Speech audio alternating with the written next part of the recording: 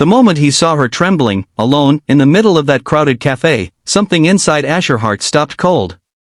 It wasn't the loud chatter, the clatter of cups, or the smell of freshly brewed coffee. It was the small, fragile figure sitting at a corner table, her hands pressed tightly over her ears, eyes wide and fearful as a group of teenagers laughed cruelly nearby.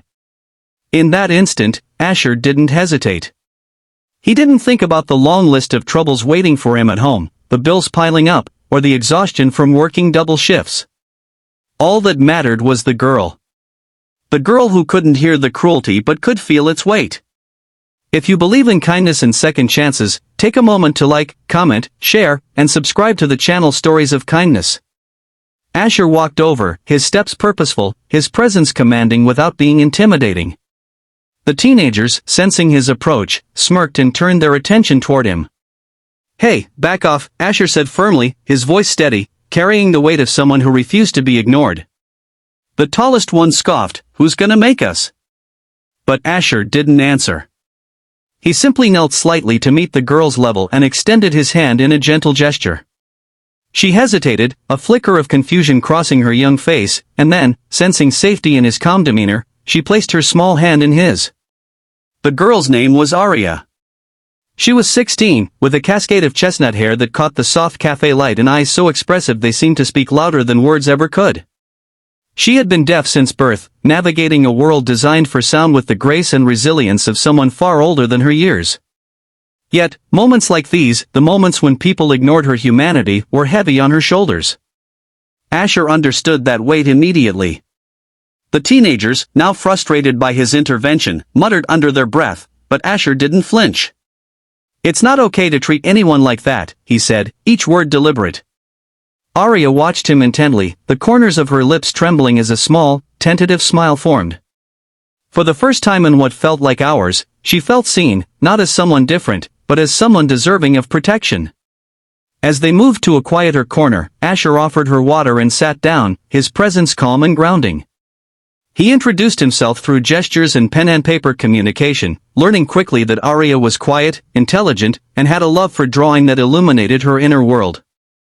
For her, words on paper were as vivid as spoken language, and in that small cafe corner, their connection grew quietly, steadily, like the calm before a storm. Asher's life had been complicated for years. Since his wife had passed in a sudden accident, he had thrown himself into raising his 9-year-old son, Jamie, alone. Work, parenting, and survival had left little room for personal life, yet he had a quiet strength, a patient tenderness that made him someone people gravitated toward in moments of crisis. Meeting Aria wasn't just chance, it was a collision of two worlds shaped by loss, resilience, and silent battles. For the next hour, Asher and Aria sat together, sketching, writing, and sharing stories without uttering a single sound. It was as if the rest of the cafe had disappeared. Then, as Aria carefully showed him a drawing of a small lighthouse perched on rocky cliffs, a presence shifted behind him, a shadow, tall, commanding, and unmistakably familiar. He turned, expecting another customer, but froze when he saw who it was. Aria's father had entered the cafe. The man was in his late 40s, impeccably dressed, exuding authority, his expression unreadable yet intense. He walked directly toward them, his eyes locking on Asher, a subtle but unmistakable flicker of recognition passing over his face. The sudden change in energy was palpable. Asher's heartbeat quickened, his mind racing. He had no idea who this man was or how he might react to a stranger comforting his daughter. Aria noticed the tension immediately. She instinctively stepped behind Asher, a silent shield of trust. Her father's gaze softened slightly when he saw her small, trembling frame, but his eyes didn't leave Asher. There was a weight there, a storm of questions and judgments unspoken, and Asher felt suddenly like a man exposed in a courtroom without a lawyer. The father's name was Victor Langley, a prominent businessman known for his strict demeanor and exacting standards. But in this moment, Victor's eyes softened as he looked at Aria. He knelt slightly, holding out his hands, and Aria cautiously ran to him. He enveloped her in a hug that was firm yet protective, murmuring something in sign language that Asher couldn't hear but could see in the tender movements of his hands. Asher remained standing, unsure of what to do, wishing invisibility was an option. But then Victor's attention shifted fully to him. "You're the one who helped her?" he asked, his voice calm but carrying the weight of authority. Asher nodded, words catching in his throat. He suddenly felt self-conscious, acutely aware of his worn coat, rough hands, and tired eyes. But Victor didn't look away. Instead, he studied him, as if searching for honesty, courage, and integrity in the silent space between them. "Thank you," Victor finally said, a small but genuine smile breaking through.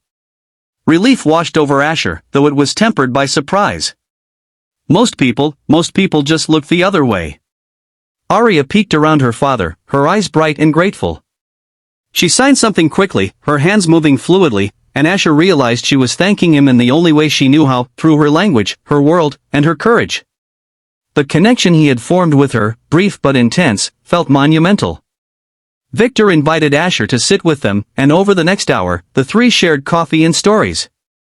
Victor learned about Asher's life as a single dad, the challenges of raising Jamie, the grief he carried yet refused to be crushed by.